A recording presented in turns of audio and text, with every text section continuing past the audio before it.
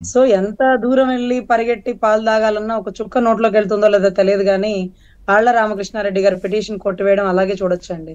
ఎవరి ఆళ్ల రామకృష్ణారెడ్డి? గతంలో మీకు తెలుసు. ఆ పార్టీలోంచి వైదొలిగిపోతున్నానన్నారు. సరే మీది తినాలి, మాది తినాలి అన్నట్టుగా మళ్ళీ రెడ్డి గారు వెనక్కి తీసుకొచ్చారు. ఇవన్నీ మనకు తెలుసు. మంగళగిరి పార్టీ కార్యాలయం ధ్వంసంలో కీలక పాత్ర ఉన్నాడు. అక్కడ మంగళగిరి పోలీసులందరినీ క్రమబద్ధీకరించారు.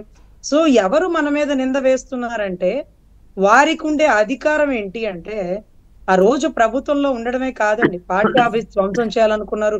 కుట్రకోణంగా చంపాలనుకున్నారు. ఇవన్నీ కూడా ఉన్న వ్యక్తి, ఈరోజు చంద్రబాబు గారి నీతి నిజాయితీలని ఆయన 75 ఏళ్ల వయసులో మరి నాలుగోసారి ముఖ్యమంత్రిగా అయినప్పుడు ఆయన్ని ప్రశ్నించే స్థాయి వీళ్ళ మాటలు. సరే ఏ 37గా చిత్రీకరించడం గొప్ప కాదు సార్. అది ఆయన ముఖ్యమంత్రి అవగానే చేసుండాలి. చేయలేదే. ఎలక్షన్ కి ముందు కుట్ర కోణంతో, రాజకీయ కుట్ర కోణంతో ఆయన బయటకు తిరగకూడదు.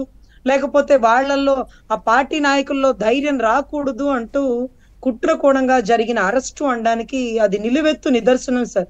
అంటే మీకు దొరకుండొచ్చు ఒకవేళ స్కిల్ డెవలప్‌మెంట్ లో ఏ37లో. వెంటనే ఇన్నర్ రింగ్ రోడ్ ఎలిమెంట్ ఎలా గుర్తుకొచ్చింది సార్? ఫైబర్ గ్రిడ్ కి ఎలా కేసు గుర్తుకొచ్చింది సార్? అసలు పీటీ వారెంట్లు ఇచ్చారు సార్. ఒక కోర్టులో ఒక కేసులో బెయిల్ వచ్చింది సార్. మళ్ళీ వెంటనే బెయిల్ మీద బయటకు వచ్చే టయానికి ఇన్నర్ రింగ్ రోడ్ గుర్తొచ్చేసిందట. దాంట్లో క్విడ్ ప్రోకో జరిగేసిందట. అంటే దారి ఇటు నుంచి ఇటు తిరగడం వల్ల అవతలోడికి భూముల లాభాలు వచ్చేసినాయట. దాన్ని కుట్రకోణంతో వచ్చేసినాయి.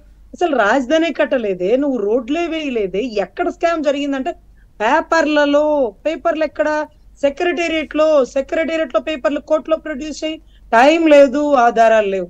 ఇదే సుప్రీం కోర్టుకి చెప్పింది సార్. Yes. అసలు పీటీ వారెంట్లు ఇష్యూ చేయడంలోనే అర్థమైంది చంద్రబాబు గారిని జైల్లోనే పెట్టాలి, పార్టీ బలోపేతాన్ని కుంగలో దొక్కాలి, పార్టీ కార్యాలయాన్ని ధ్వంసం చేయాలి, ఆ తల్లి బూనమ్మని అవమానపరిచిన పనితీరు. సో వీటన్నిటికీ కూడా ఆయన బుద్ధి చెప్పకపోవచ్చు సార్. ఆయన రాముడు మంచి బాలుడు టైప్ అయి ఉండొచ్చు. Right. కానీ ప్రజలు తల్లి బూనమ్మకి జరిగిన అవమానానికి, నీ జీవితానికి, నీ బతుకి నువ్వు అమరావతిలో అడుగు పెట్టడానికి కూడా సరిపడదు, ఇది దేవతల రాజధాని అంటూ ఆడుదాం ఆంధ్ర అన్నాడు, ఆడుకున్నాడు ఆంధ్రని. Yes. ఆ క్రికెట్ టీమ్ గా మిగిల్చారు. ఈ రోజు అసెంబ్లీలో అడుగు పెట్టలేదంటే దాని ఉద్దేశం మా అమరావతిలో కాలు పెట్టనీయకుండా మా అమరేశ్వరుడు చిత్తశుద్ధిగా మంచి తీర్పే ఇచ్చాడండి. Right. రాష్ట్ర ప్రజలు Yes. పార్టీలో నిజంగా ప్రతి ఒక్కరిని ఆశీర్వదించారు, భారీ మెజారిటీ ఇచ్చారు. ప్రజలకి సుసంపన్నమైన పరిపాలన అందించడంలో చంద్రబాబు గారు పెట్టిందే పేరు. అదే రకంగా అవినీతి రహిత పరిపాలనలో Right. గొడ్డలి పెట్టులాగా ఈ రోజు నిలబడుతున్నటువంటి పవన్ కళ్యాణ్ గారు, అన్న లోకేష్ Yes. గారు, వీళ్ళందరూ ఒకెత్తండి. కానీ నిదానంగా ఉండకూడదేమో. Right. నిదానమే ప్రధానం అన్న సిద్ధాంతాన్ని పక్కన పెట్టి ఆలస్యం అమృతం విషయం లాగా ఇలాంటి అవినీతి పరులని దయ ఉంచి తిరగనివ్వకూడదు. తిరిగితే వీళ్ళు ఢిల్లీలో చిందులేస్తున్నారు.